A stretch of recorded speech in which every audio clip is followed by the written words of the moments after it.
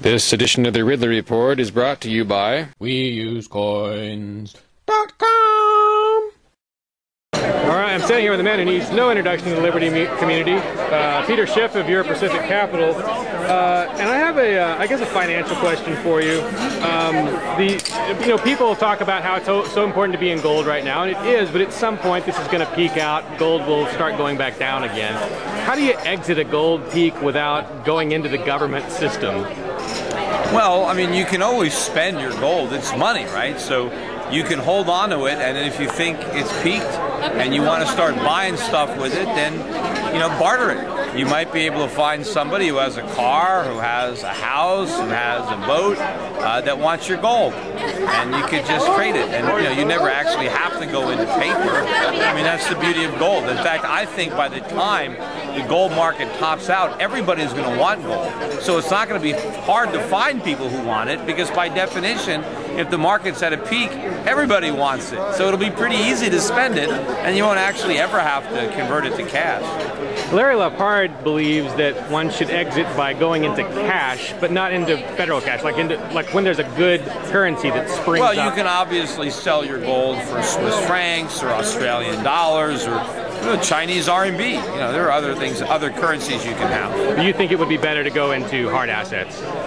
Well, look, I don't know when it's going to top out, what's going to be happening, and I don't think we have to formulate an exit strategy yet, because I think that's years and years into the future, and we don't really know what's going to be going on at that time. So I think we have to kind of play it by ear and just, evolve as the situation unfolds. You had indicated that someone should sell gold when it's buying a full unit of the Dow.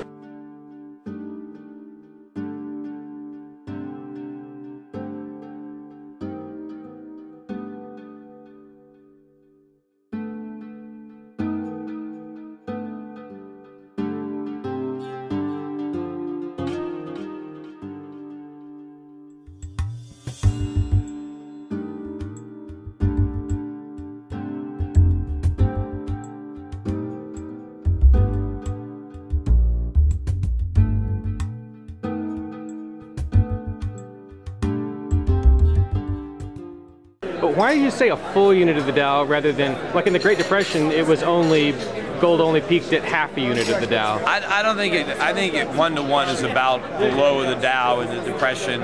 It's about the low of the Dow in 1980. So I think it's a pretty good benchmark for somebody who really wants to buy U.S. stocks with their gold. If you can buy the Dow for about an ounce, that's probably a pretty good buy. How did that work in the 1894 Depression? Was it that way there too, or I don't are there know. new numbers? I only looked at it in the 20th century. I didn't look at it in the 19th. It's hard to look back that far. Anyway, thanks so much for coming. Welcome to New Hampshire, and see you out there. Okay, thanks a lot. Good luck. Hey, sir. You're basically runaway slaves. You're on the hook for taxes. One guy from Canada was a dual citizen. He ended up buying like a condo here, and the IRS took it because they said, "Hey, you haven't been paying taxes." Well, I lived it there. Well, it's definitely a disadvantage because as a dual citizen, you got to pay income taxes.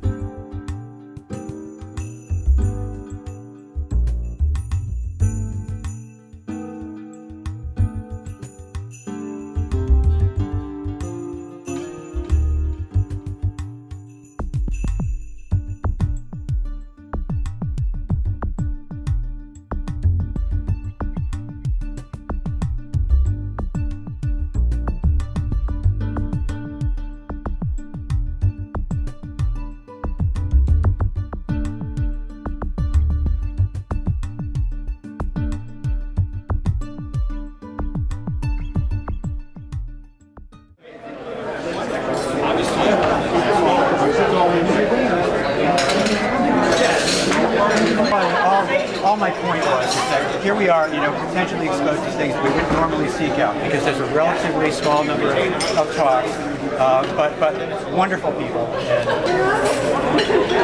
And this is Dave Ridley, isn't it? Awesome. I don't know how many times I've passed you in the hall where I've actually wanted to come up to you and talk to you. No, thanks. But somehow you never do because you look busy. You look very professional. I feel busy. I'm just trying to make myself feel important. That's awesome. I'll tell you what, that light is super bright. No, sorry. That's an impressive light, sorry about that. It makes you look your best, though. Oh. Except for the squinting part. Wow, that's an awesome light, and I want one. All right, thanks.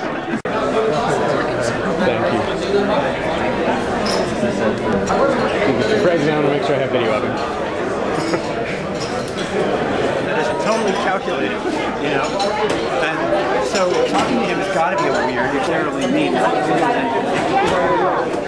And the subtext of what he's saying is not equivalent to what he wants you to be. Bitcoins, the world's first practical internet cash. A nightmare for governments to try and control. Inflation and counterfeit resistant. They return you some control over your money.